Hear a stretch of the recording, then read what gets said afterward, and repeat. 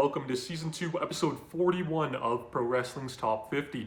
I'm your host, Travis McNeil, and today we continue our countdown of the top 50 matches in Impact Wrestling history as we officially enter the top 10 with match number 10 on our list, which is the street fight between Bobby Roode and James Storm with special guest enforcer King Mo from the TNA Bound for Glory 2012 event held on October the 14th of 2012.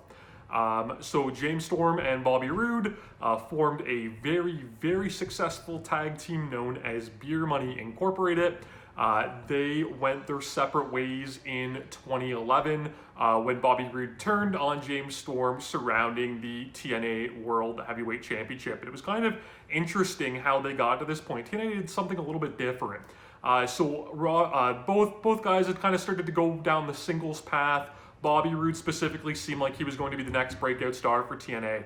TNA had started a tradition where in the fall they do something called the Bound for Glory series, which is like a big, G1 style round robin tournament, amongst their top performers, and the winner of which would go on to Bound for Glory, which is TNA's biggest pay-per-view of the year, and challenge for the World Heavyweight title. So in 2011, Bobby Roode was the winner of the Bound for Glory series. He went to Bound for Glory where he challenged Kurt Angle for the title and lost, which at the time, seemed like a pretty bizarre decision, but it all kind of came around and makes sense. So on the Impact following Bound for Glory, Kurt Angle put the World Heavyweight title on the line against James Storm, and James Storm beat him in seconds with the last call super kick to become the World Heavyweight Champion. It was incredibly shocking. Nobody saw it coming. I remember at the time it was really funny because I was a little bit behind on TNA and I was planning on doing a catch-up, so I'd missed Bound for Glory, and I was actually doing a podcast with some friends of mine where TNA came up, and they started talking about the new TNA World Heavyweight Champion. And I remember I got kind of upset, and I was like, guys, spoilers, I haven't seen Bound for Glory yet, and now I know that Roode is the champion. And they're actually like, not so fast, it wasn't Bobby Roode that we're talking about. It was James Storm. So anyways, James Storm, does the honorable thing. He gives his partner and best friend the first crack at the title. What happens? Bobby Roode turns on him with a shattering of James Storm's signature beer bottle. It allowed Bobby Roode to become the World Heavyweight Champion and start his ascent to the main event as a heel. TNA built these guys up for a really big main event at Lockdown 2012. It was James Storm back for revenge against his former champion. It was in James Storm's hometown, and it seemed like this was going to be one of the biggest TNA matches ever. It was a great feud between great competitors, and it was going to be James Storm's big moment. Although, yes, he had won the World Heavyweight title for a very short period of time, this was going to be his moment in the sun. And he lost. And unlike when Robert Roode lost to Kurt Angle, and it all kind of made sense, it was a really bizarre decision. To this day, it still kind of irks me. I'm a huge James Storm fan, as you've probably seen throughout these videos. It still kind of irks me that he lost that match. But they did bring it back at Bound for Glory of that year, and they kind of used this as the big blow-off as opposed to what we all thought Lockdown was going to be. So James Storm took some time away following that loss. He came back, made it his mission to win the Bound for Glory series, went very deep in that, and was cost a spot in the finals by Bobby Roode. That brought us to Bound for Glory, and it was determined, Roode had been cheating throughout the past year. He had since lost the World Heavyweight title, so he was no longer the champion at this point. TNA brought in King Mo from the MMA world to be the special guest enforcer. King Mo is terrific in this match. Even though he plays a part in it, he really doesn't take away from it, which I really appreciate it. And he does such a good job with his facial expressions, just like selling the violence with his own shock and awe, that either he's a phenomenal actor or it really was just legitimate. He couldn't believe what he was seeing. That it really added to the overall picture of the match. This match is brutal, it's bloody, it's heated, it doesn't overstay its welcome. It is absolutely phenomenal, everything a grudge match should be, and that's why it slides in at number 10 on this list. So it is in the upper tier of my favorite and in my opinion, absolute best TNA matches of all time. And I feel like it does kind of slide under the radar a little bit. TNA has a history of doing some amazing bloody brawls, and I feel like this one isn't held as in high regard as it really should be. They start hot and heavy, there's a stare down, there's trash talk, and they go right to fists, and it does not take long for both guys to become busted open. James Storm gets the initial advantage when Bobby Roode kind of gets distracted with King Mo and does a stare down with him. Roode does make a comeback though, and he's able to bust James Storm open very early with a slingshot into the ringside or into the ring post.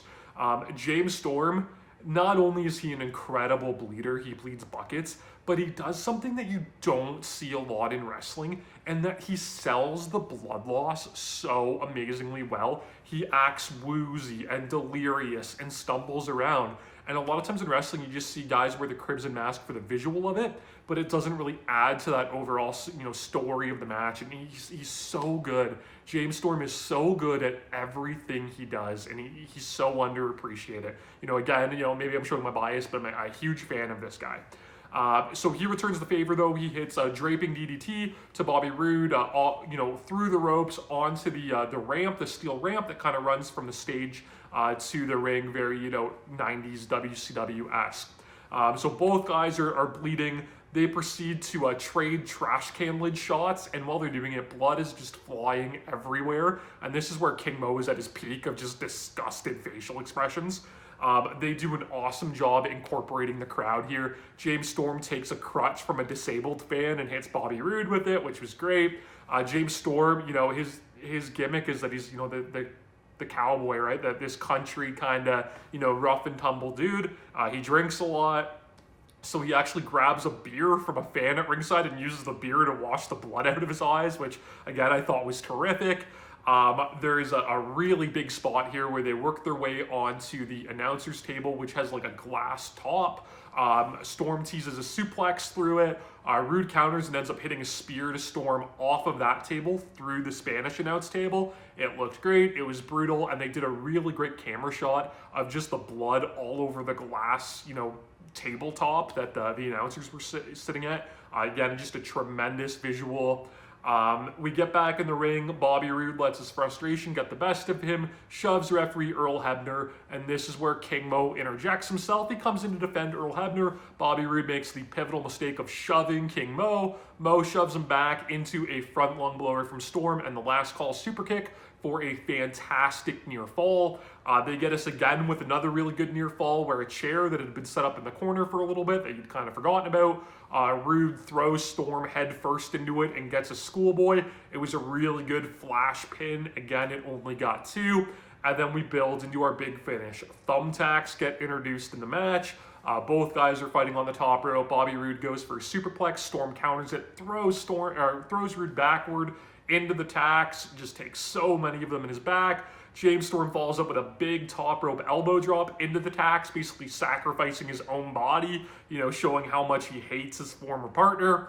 And we go into the big finish where, Roode is able to come back with a desperation low blow, and it all comes full circle back to the original turn. He goes out, he gets the beer bottle, goes to, smash it in Storm's face. Storm gets a low blow of his own, hits the beer bottle over Roode, and just, again, for a match full of great visuals, the final one was maybe the best. Roode falls into Storm, kind of slinks against his body, just out on his feet, and Storm, shows that he has no compassion for his former partner. He hits him with one final last call super kick, and of course it knocks Bobby Roode back into the thumbtacks, and that is enough for the 3.